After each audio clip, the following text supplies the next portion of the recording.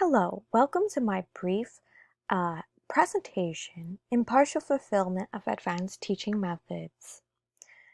Out of all the instructional models and methods teachers have to choose from, one that has been on the rise for over half a century is inquiry-based learning.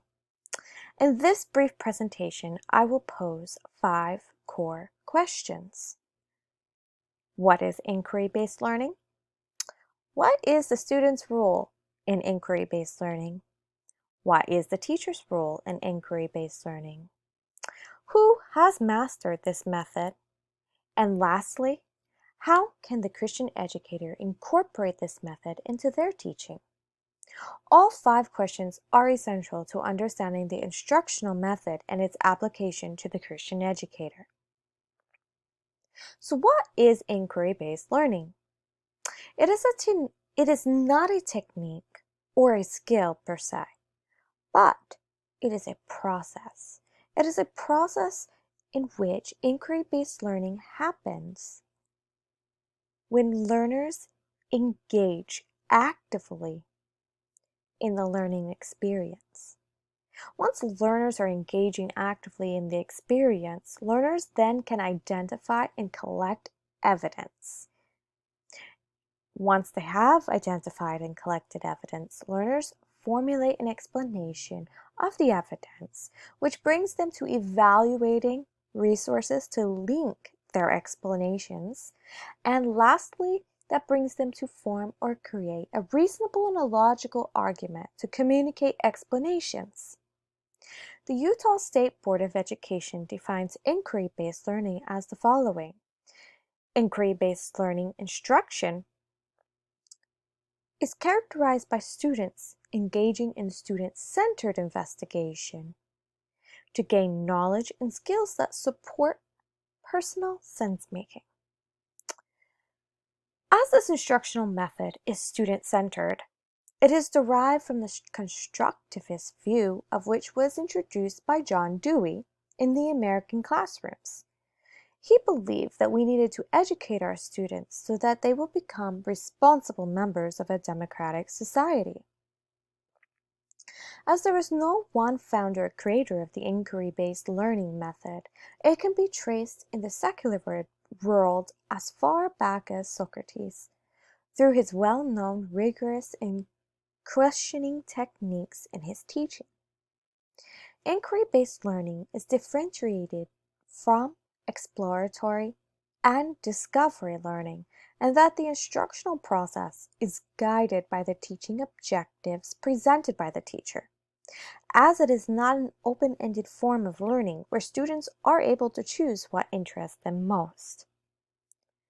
Ultimately, cooperative and collaborative learning are inquiry-based and can happen not only in lab and group work, but also in lectures, with the ultimate goal being information processing and problem solving. Joseph Pappas lists 4 principles that govern inquiry-based learning. Principle 1 states, learners are in the center of the entire process.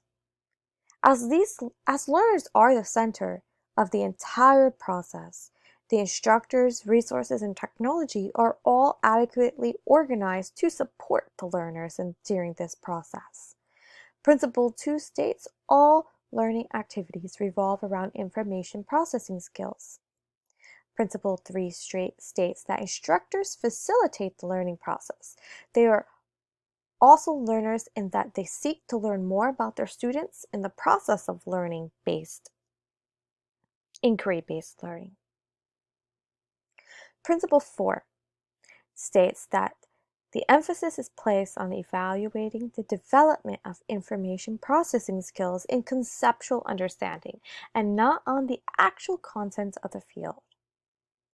So while all of these are important, what is the student's role in this inquiry-based learning process? Joe Exling defines the student's role in the following 6 ways.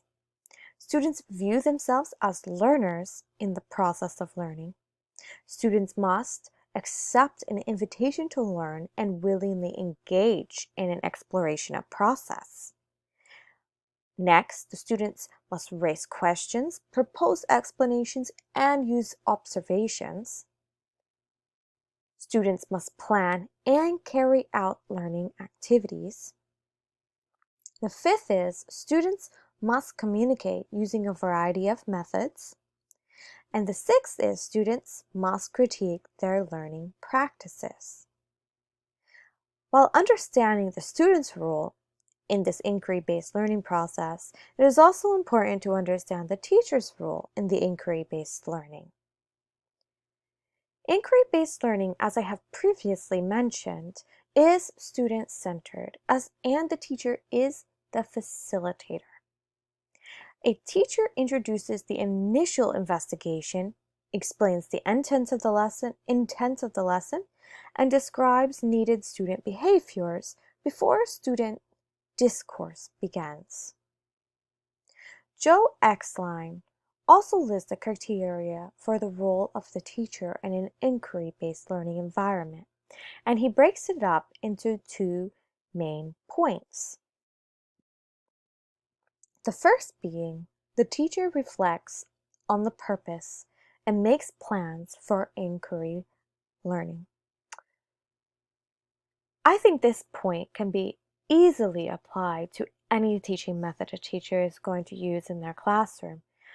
A teacher must reflect on what is the purpose of my lesson, what is the purpose of having these objectives, and how can I bring about the successful learning of the students?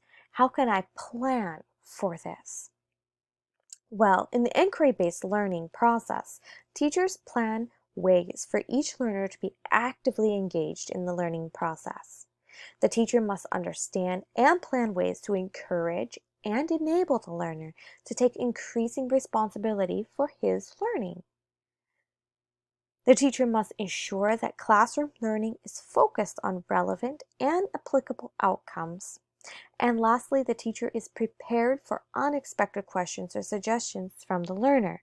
That means phrases like, that's for a different class, please ask another teacher about that, that's for another subject.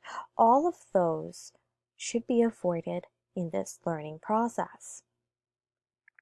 The second key role of the teacher is to facilitate classroom learning. And this can be done through stressing skill development and modeling and nurturing the development of habits of the mind. This is through accepting that teaching is also a learning process. Teachers should ask questions, encourage divergent thinking that lead to more questions. Inquiry-based teachers value and encourage responses, and when these responses convey misconceptions, they must effectively explore the causes and appropriately guide the learner. The teacher is constantly alert to learning obstacles and guides learners when necessary, and the teacher in an inquiry-based environment will ask why, how, and what type of questions. And lastly, the teacher makes student assessment an ongoing part of the facilitation of the learning process. While the roles and responsibilities of the teacher are heavier than the traditional method of teaching, the results can be highly rewarding. Joseph Pappas gives 4 different forms of inquiry that can be applied within the classroom. And these 4 different types of inquiry not only can be applied but incorporated into teaching depending on the topic and classroom situation. The first of which that he mentions is the confirmation inquiry. This is when learners are given a question as well as a method to which the end result is already known. The goal is to confirm the results. This enables the learner to reinforce already established ideas and to practice their investigative skills. Now, as most teachers don't actually realize and give credit, but we do apply this and multiple lesson plans, and it's probably the most common form of the inquiry-based learning, and is just one aspect or an element of it, really. The next one is the structured inquiry. Learners are given the the question, and the method of achieving the result, but the goal is to provide an explanation that is already supported by the evidence gathered during and through the investigation process. The third is guided inquiry. This happens when learners are given a question. The main goal is to design the methods of investigation and then test the question itself. This type of inquiry is not typically as structured as the previously mentioned forms. And lastly, it's open inquiry. This happens when learners must form their own questions, design investigative methods, and then carry out the inquiry itself. They must present their results at the end of a process. Understanding the role of the student, the role of the teacher, and the different forms of inquiry-based learning. Now, who has mastered this teaching method?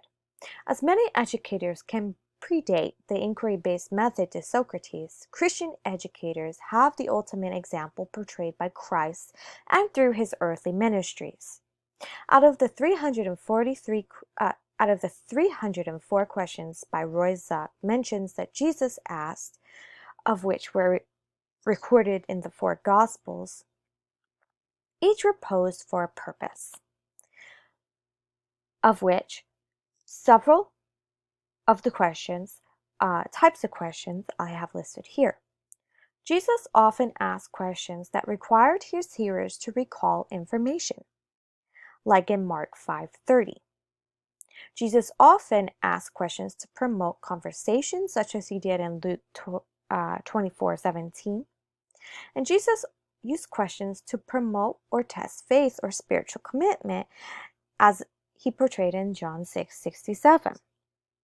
Jesus also used questioning to promote thinking and reflection in Matthew 5:13. Jesus used questioning to prick the conscience in Matthew 15:3, and he used questioning to press for application of the truth, in that his questioning would connect to his listeners' lives somehow. Jesus used many more forms of questioning in his earthly ministry, of which all had a uniquely specific purpose. How can the Christian educator incorporate this method into their teaching? The number one way in which Christian educators can use the inquiry-based learning method is through inquiry-based Bible discussions.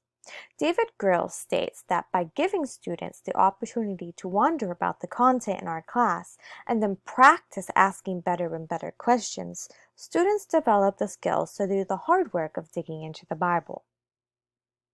Teaching the school curriculum is a highly important and mentally beneficial.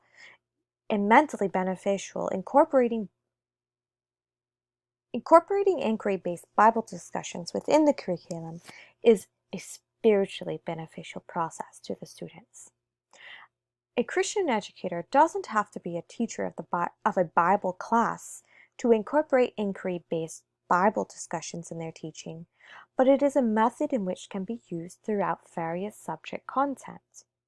Inquiry-based learning is an excellent tool to use when extrapolating the biblical truths and principles from the daily lessons in hope that their students will learn and continue learning and studying God's Word. David Grill says that students tend to learn the deepest and strongest those things that come from their sustained inquiry. In conclusion, there are some key things to remember about inquiry-based learning.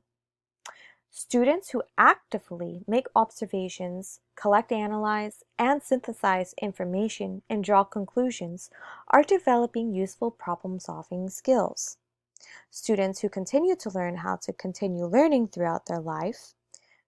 Inquiry learning is concerned with in-school success, but it is equally concerned with preparation for lifelong learning. Inquiry-based learning is also important to remember that it is a process and that it not only has the potential to improve the intellectual engagement but also the spiritual. In Proverbs 22:6, train up a child in the way he should go, and when he is old, he will not depart from it. This is probably the one verse as Christian educators we should remember.